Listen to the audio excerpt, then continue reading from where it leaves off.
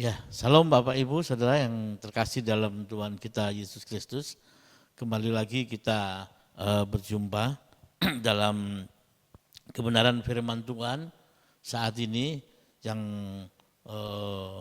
berapa hari yang lalu yang telah saya sampaikan tentang 7 luka Kristus, dan saat ini kita sudah masuk dalam luka yang keempat.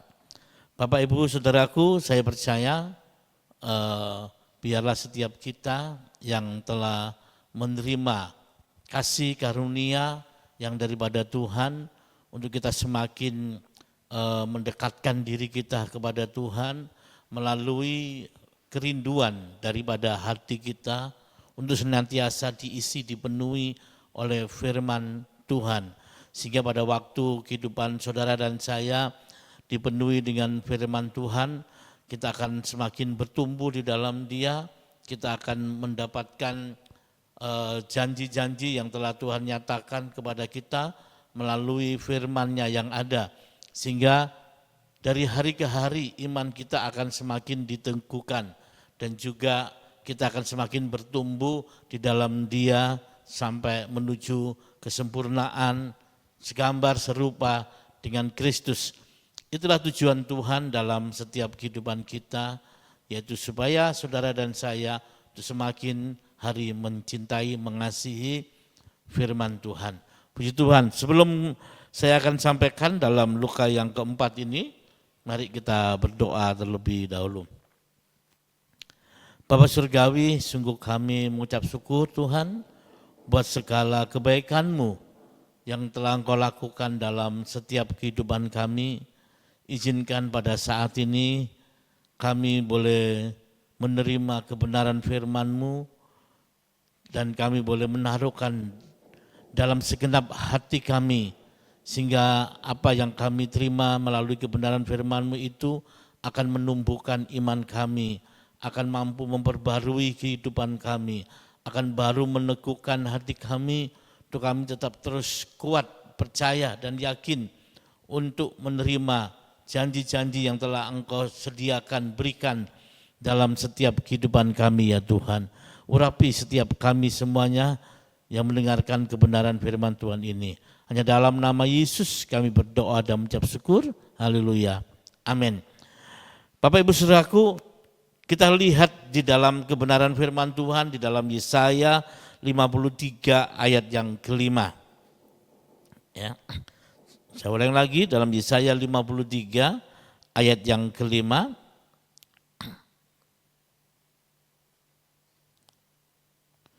Saya akan bacakan buat kita semuanya.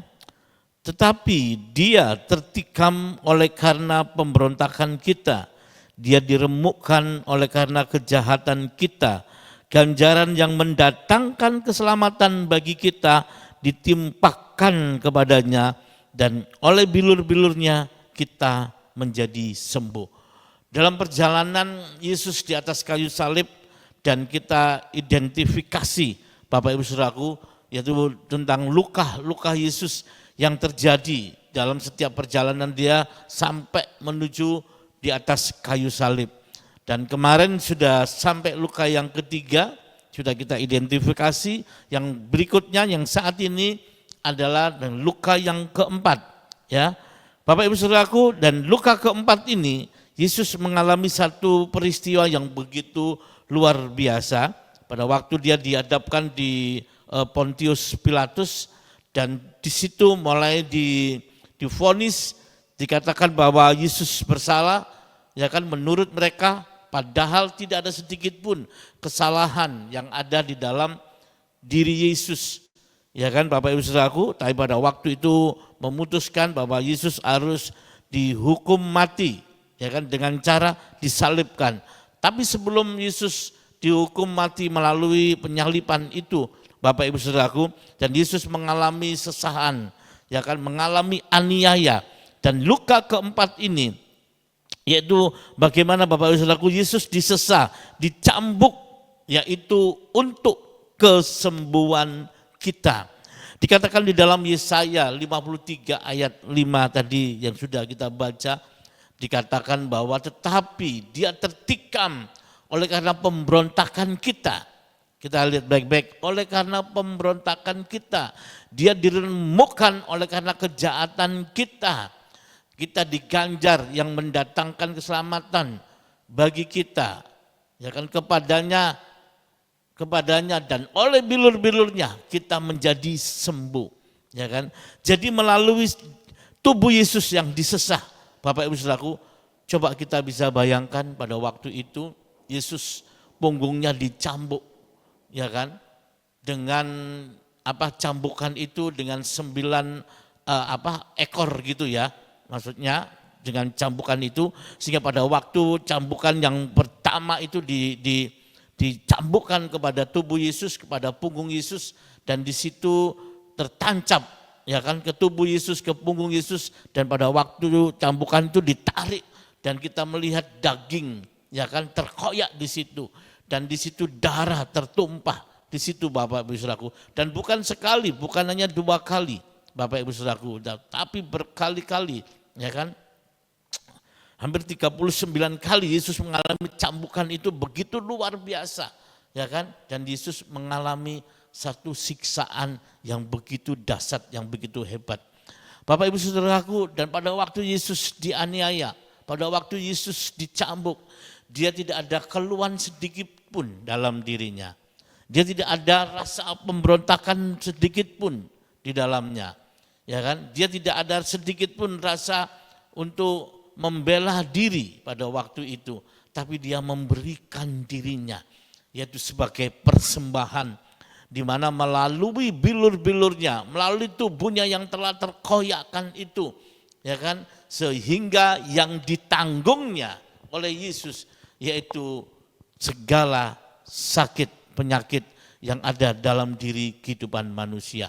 Bapak Ibu Saudaraku, kita tahu, ya kan, ada banyak macam model, ya kan, sakit penyakit yang ada dalam diri manusia, ya kan, bentuknya itu macam-macam. Kalau Bapak Ibu Saudaraku boleh melihat, ya kan, mungkin Bapak Ibu Saudaraku kalau bisa mengidentifikasi ada berapa penyakit yang ada dalam diri atau dalam tubuh manusia ini. Banyak sekali Bapak Ibu Saudaraku ya, karena semuanya itu akibat dosa, sehingga manusia itu mengalami satu perubahan fisik dalam tubuhnya, tidak mengalami satu kekekalan Bapak Ibu Saudaraku ya. Tapi akibat dosa itu tubuh ini mulai terbatas, tubuh ini mulai mengalami kelemahan, tubuh ini mengalami kesakitan, tubuh ini mengalami satu kemerosotan. Tapi dengan semuanya itu, ya kan, Yesus mau menanggungnya supaya pada waktu setiap tubuh manusia, laki-laki dan perempuan yang mengalami sakit, yang menderita, ya kan, dia akan disembuhkan, dia akan dipulihkan melalui bilur-bilur Yesus, melalui sesahan daripada tubuh Yesus, ya kan. Luka yang keempat ini Bapak Ibu Saudaraku, yaitu Yesus menanggung segala sakit penyakit yang ada di dalam diri kita. Bapak Ibu Saudaraku, kita melihat banyak sekali terjadi mujizat demi mujizat. Pada waktu Yesus mati di atas kayu salib dan Yesus bangkit dari kematian itu 3 hari setelah Yesus dikubur, dan pada waktu Yesus juga pada waktu itu menampakkan kepada murid-muridnya, dan Yesus berpesan kepada murid-muridnya, ya kan, Yesus harus kembali ke surga, ke rumah Bapa untuk menyediakan tempat di sana. Dan pada waktu itu juga Yesus memberikan satu kuasa, menurunkan kuasa Roh Kudus ini kepada setiap murid-murid yang ada, ya kan, sehingga apa yang telah diberikan oleh Yesus, ya kan, yang diterima oleh murid-muridnya juga bisa melakukan segala mujizat, keajaiban-keajaiban seperti yang pernah Yesus lakukan di muka bumi ini. Kita lihat banyak sekali sakit penyakit yang telah disembuhkan oleh Tuhan melalui kuasa Roh Kudus yang ada di dalam diri murid-murid yang ada, ya kan. Kita ingat, ya kan, Petrus juga, dan juga yang dilakukan oleh Paulus juga, dan murid-murid yang lain banyak melakukan mujizat demi mujizat, ya kan, mereka kerjakan kesembuhan-kesembuhan, ya kan? Itu karena bilur Yesus telah menanggung semua segala sakit penyakit yang ada di dalam diri manusia.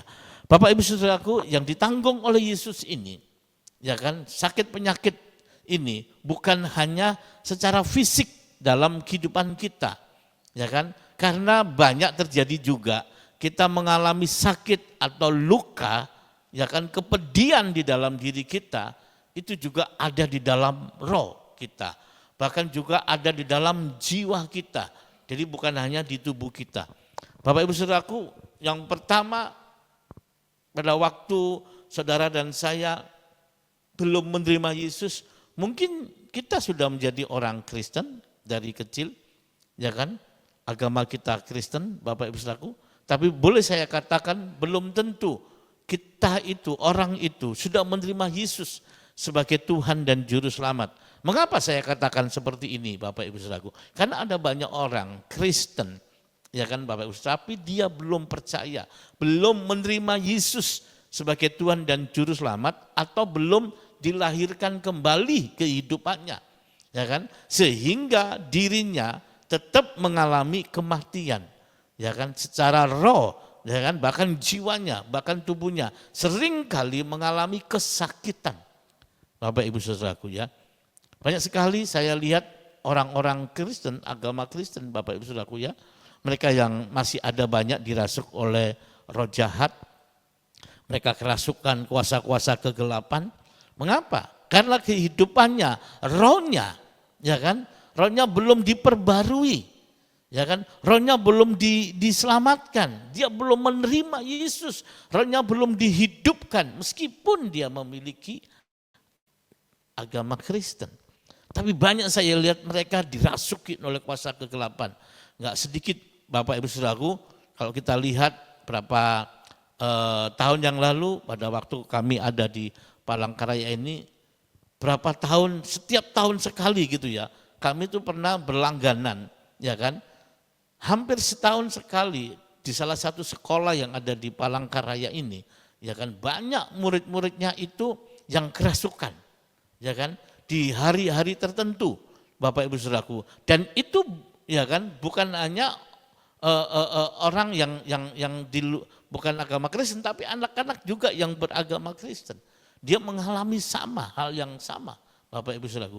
Sehingga kami datang, kami boleh melayani mereka, berdoa dan melepaskan mereka. Saya cermati, mengapa mereka tubuhnya bisa dianiaya oleh roh jahat, dikuasai oleh roh jahat, ya kan? Karena dia, rohnya masih dalam kematian, rohnya masih dalam hukuman, sehingga iblis mulai menganiaya rohnya. Dan melalui bilur-bilur Yesus inilah, Bapak Ibu Saudaraku, rohnya boleh disembuhkan, ya kan? Yang mengalami sakit hati, luka hati, pahit hati, kecewa, ya kan? Tidak sedikit orang-orang Kristen juga mengalami satu kekecewaan, rohnya mengalami sakit hati, luka hati, sehingga tidak ada hubungannya dengan Tuhan begitu baik, Bapak Ibu Saudaraku, karena rohnya masih sakit, ya kan? Dan bilur-bilur Yesus inilah yang juga akan menyembuhkan, ya kan, bagi setiap roh manusia yang mengalami sakit, yang mengalami luka, yang teraniaya, Bapak Ibu Saudaraku, dan bilur Yesus ini akan menyembuhkan. Kita banyak melihat kesaksian-kesaksian para hamba-hamba Tuhan atau anak-anak Tuhan pada waktu mereka melayani di daerah-daerah tertentu, ya kan, masih banyak mereka juga orang-orang Kristen, ya kan, masih percaya dengan kekuatan-kekuatan si jahat, sehingga pada waktu mereka melayani, ada hamba-hamba Tuhan yang melayani, mereka diserang dengan kekuatan-kekuatan si jahat, meskipun yang menyerang ini adalah orang-orang Kristen juga, tapi mereka masih belum disembuhkan rohnya, karena mereka masih ditawan oleh kuasa kegelapan. Jadi seperti itu. Nah, melalui luka yang keempat inilah Bapak Ibu Saudaraku, bilur Yesus menyembuhkan, bukan secara fisik, tapi secara roh juga. Dia akan disembuhkan oleh Yesus. Saya percaya pada waktu roh manusia ini ya kan?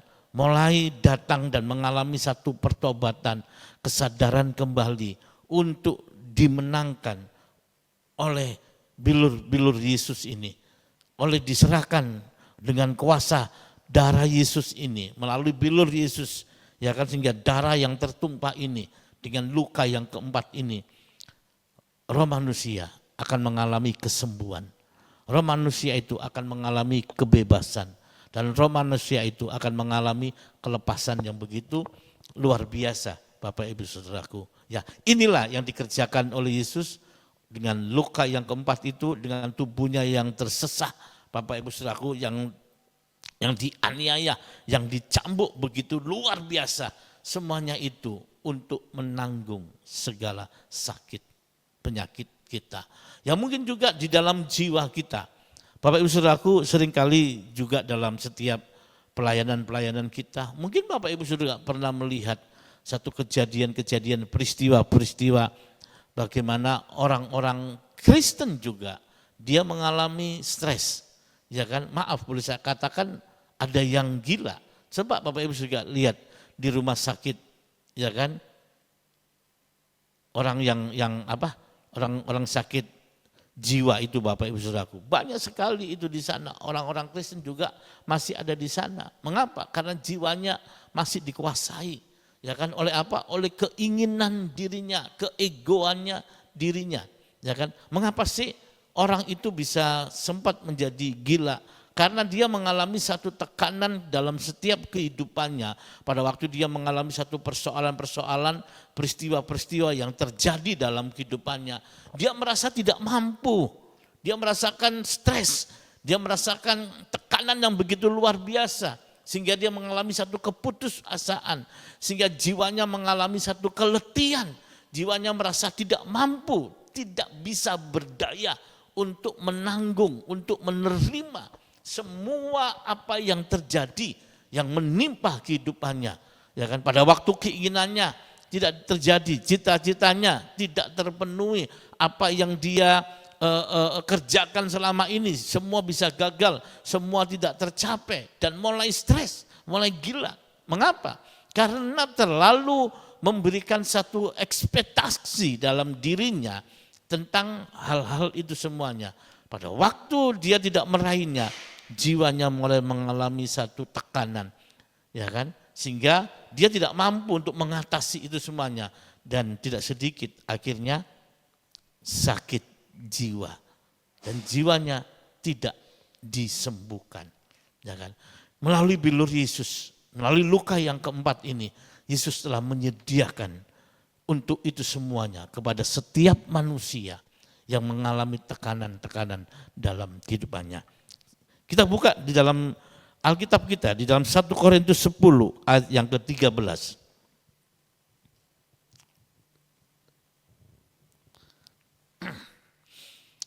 Saya akan bacakan 1 Korintus 10 ayat yang ke-13. Pencobaan-pencobaan yang kamu alami ialah pencobaan-pencobaan yang biasa, yang tidak melebihi kekuatan manusia. Sebab Allah setia dan karena itu Ia tidak akan membiarkan kamu dicobai melampaui kekuatanmu. Pada waktu kamu dicobai, Ia akan memberikan kepadamu jalan keluar sehingga kamu dapat menanggungnya. Sekali lagi saya katakan Bapak Ibu Saudaraku, Tuhan tidak pernah mencobai kita, ya kan? Tapi kita dicobai oleh apa? Keinginan kita. Seperti tadi yang saya katakan. Pada waktu kita menginginkan sesuatu, ya kan, cita-cita dalam diri kita, dan kita sudah yakini itu, tapi itu adalah proyeksi diri kita sendiri, keinginan kita sendiri, kemauan kita sendiri, dan pada waktu itu tidak tercapai, Bapak Ibu Saudaraku, kita stres, ya kan?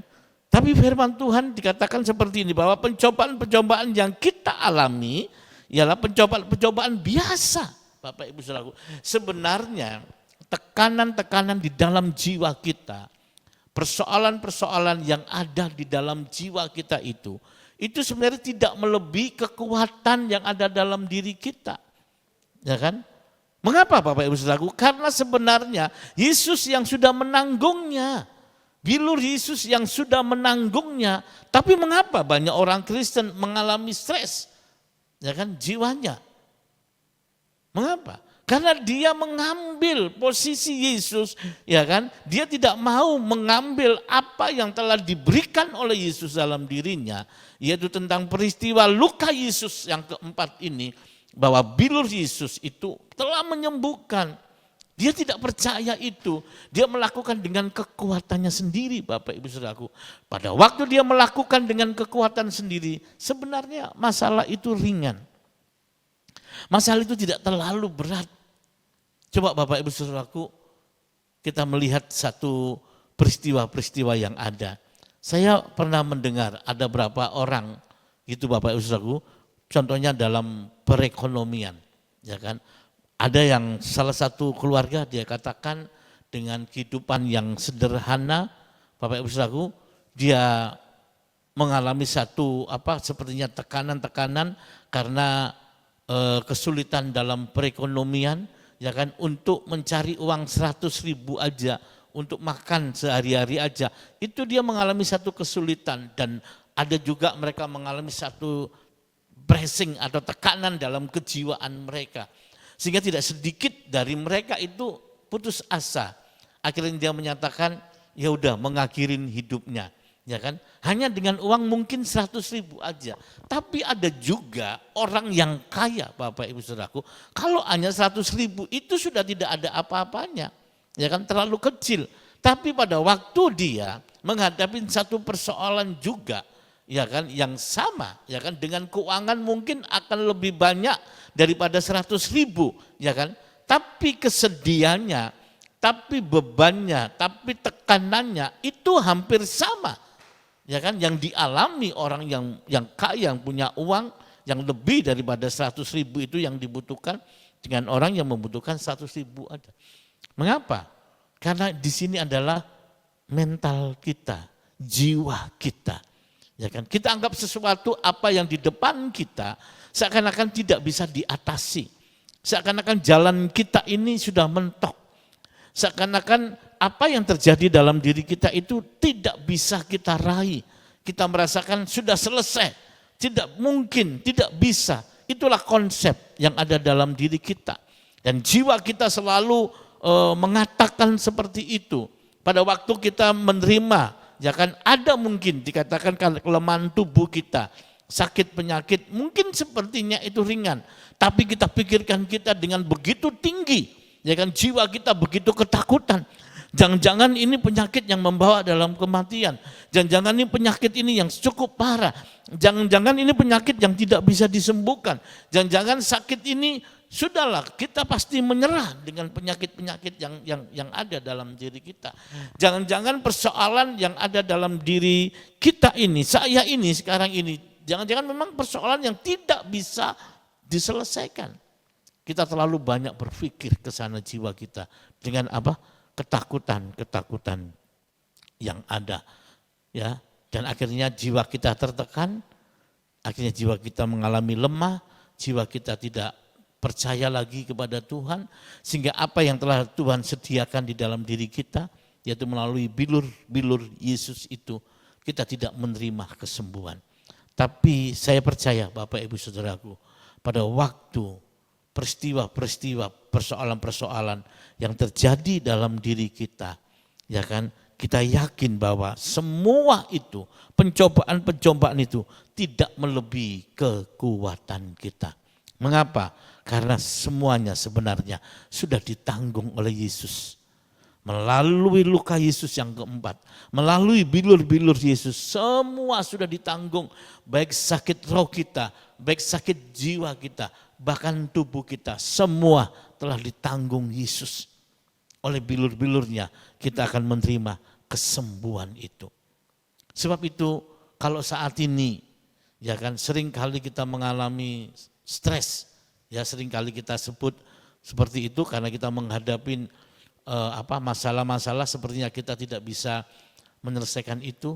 Tapi percayalah, pada waktu kita mulai tenang di hadapan Tuhan, pada waktu kita mempercayai kepada Tuhan, pada waktu kita fokus kepada Tuhan, pada waktu kita merenungkan apa yang telah terjadi, pada waktu Yesus dicambuk, pada waktu Yesus dilukai tubuhnya, pada waktu Yesus tubuhnya mulai terkoyakkan dan darahnya keluar, ya kan? Dan tubuhnya penuh dengan bilur-bilur yang begitu pedih, tapi semuanya itu dikerjakan, semuanya itu diterima, ditanggung oleh Yesus supaya kita menerima kesembuhan dari segala sakit penyakit kita semuanya.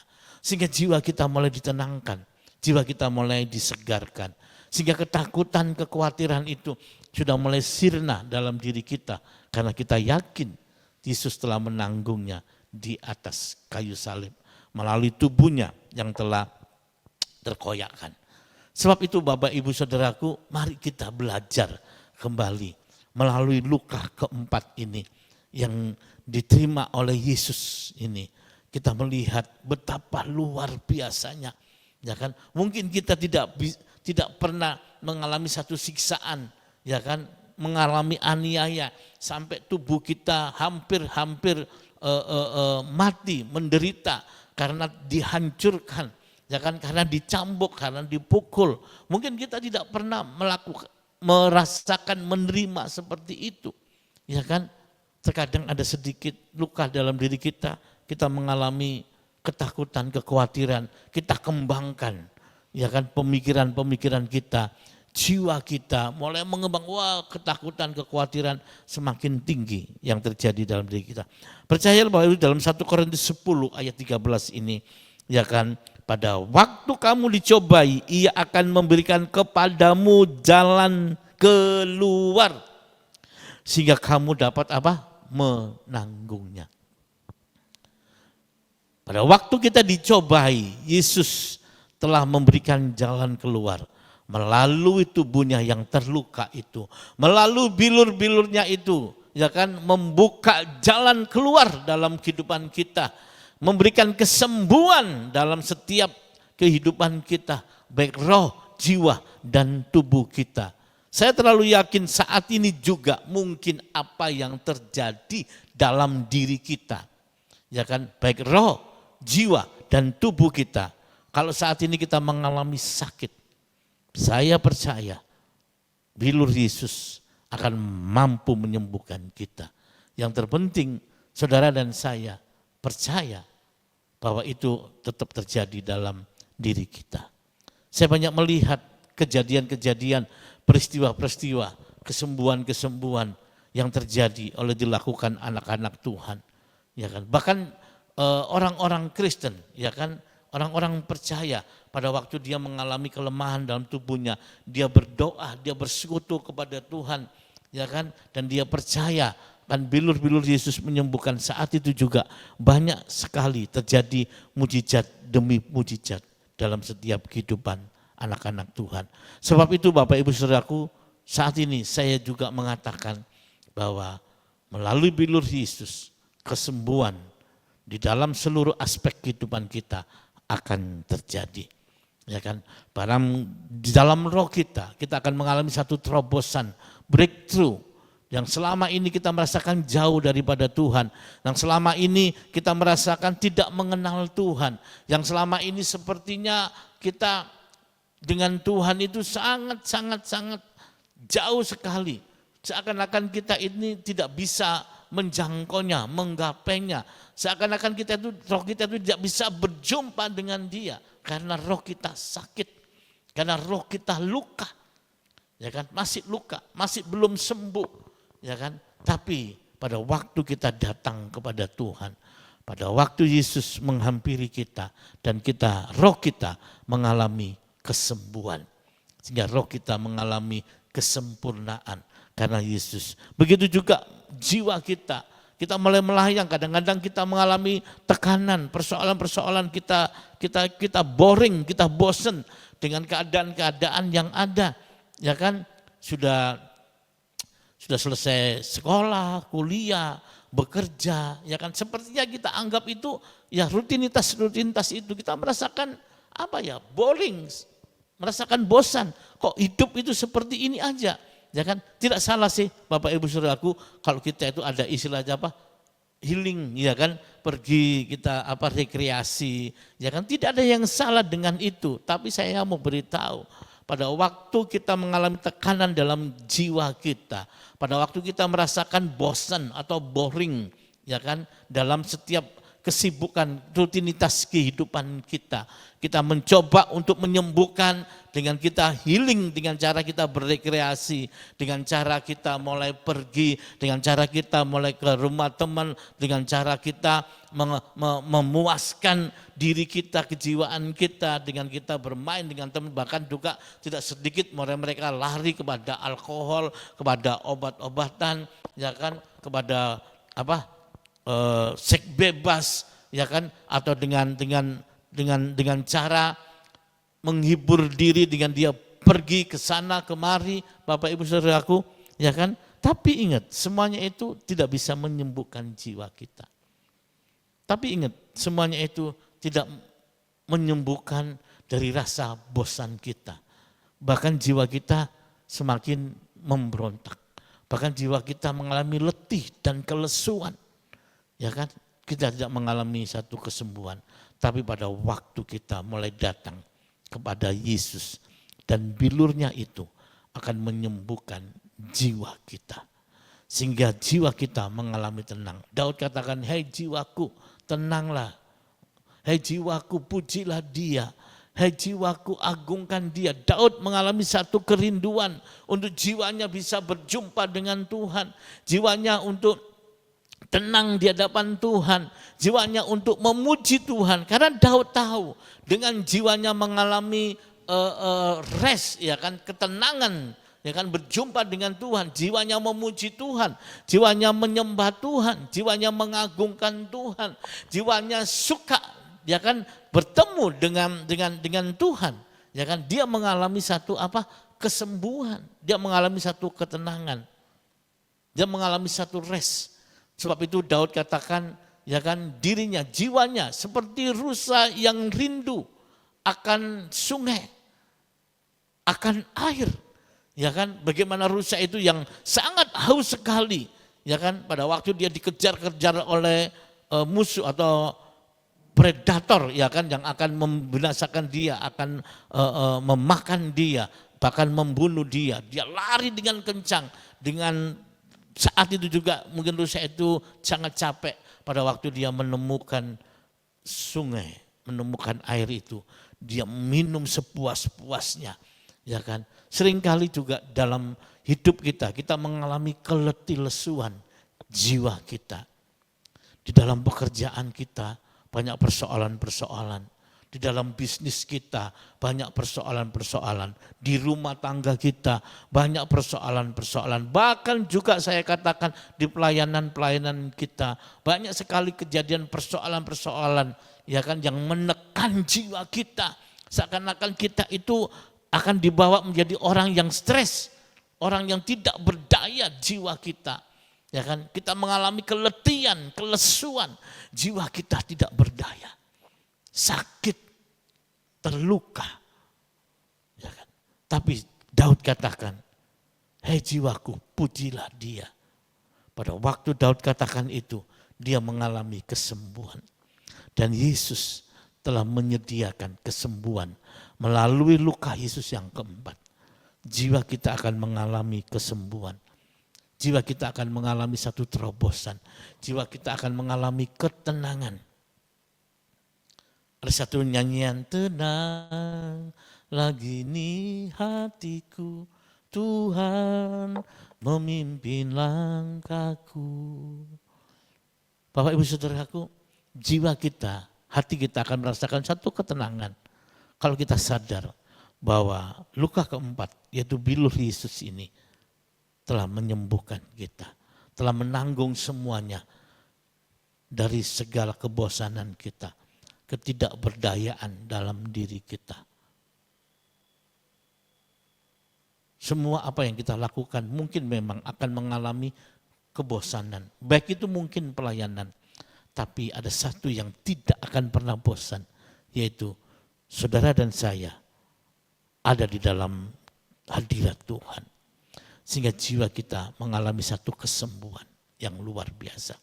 Sebab itu Bapak Ibu Saudaraku, percayalah bahwa Tuhan telah menyediakan kasih-Nya melalui pengorbanan yang tubuhnya diserahkan bagi kita semuanya, sehingga kita dapat menanggungnya. Jadi apapun yang terjadi dalam diri kita, percaya, bilur Yesus, luka keempat itu telah menanggung segala beban kita. Semuanya akan ditanggung oleh Dia dalam segala aspek kehidupan kita. Sekali lagi, luka keempat, yaitu bilur Yesus ini telah menanggung segala sakit penyakit dalam seluruh aspek kehidupan kita. Baik sekali lagi, baik roh kita, jiwa kita, bahkan tubuh kita. Saya percaya saat ini juga mungkin Bapak Ibu Saudara yang mendengar kebenaran firman Tuhan ini, ya kan, taruhkan iman saudara, keyakinan yang kokoh dalam diri saudara. Kalau toh mungkin saat ini ada yang mengalami sakit, ya kan, mengalami tekanan, pressing dalam dirinya, ya kan, persoalan-persoalan rumah tangga, ya apapun, perekonomian, bahkan tubuh, kelemahan tubuh. Percayalah saat ini pada waktu engkau mendengar bahwa bilur Yesus telah menanggung itu semua, dan saat ini juga engkau akan mengalami satu pemulihan, engkau akan mengalami satu breakthrough, satu terobosan demi terobosan dalam kehidupanmu. Tenangkan jiwamu, taruhkan rohmu untuk mendekatkan kepada Dia, dan menumbuhkan iman itu untuk percaya kepada Yesus bahwa bilurnya telah menanggung kita semuanya, yang telah menyembuhkan saudara dan saya.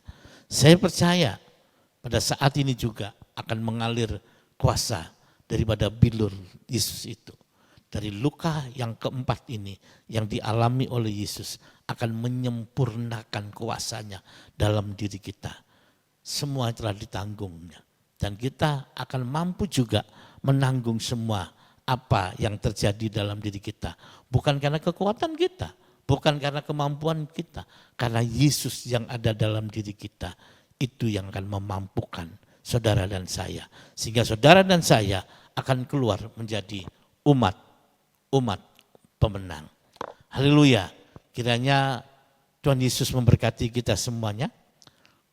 Bapak Ibu Saudaraku, mari saat ini percayakan sepenuhnya seluruh kehidupan kita, roh, jiwa dan tubuh kita untuk disembuhkan melalui bilur-bilur Yesus. Sekali lagi, jangan datang kepada yang lain. Ya kan? Kalau mengalami stres, jangan kepada pemulihan-pemulihan, healing, ya kan, kita anggap dengan hal-hal yang dunia. Mungkin kita hanya melihat alam, bukan seperti itu. Tapi mulai percaya dengan bilur-bilur Yesus, Tuhan akan sembuh. Saya terlalu yakin, mungkin ada saat ini yang merasa jiwanya tertekan. Mungkin ada yang merasakan stres, yang tidak berdaya dalam pemikirannya. Ya kan, saat ini juga pada waktu engkau percaya ini, bilur Yesus ini, dan engkau akan mengalami pemulihan daripada Tuhan. Engkau akan mengalami kesembuhan daripada Tuhan. Dan jiwamu akan mengalami satu ketenangan yang luar biasa. Bahkan mungkin juga ada saat ini Bapak Ibu Saudara sekalian yang mengalami kelemahan tubuh, sakit secara fisiknya. Percayalah, bilur Yesus itu akan menyembuhkan saat ini.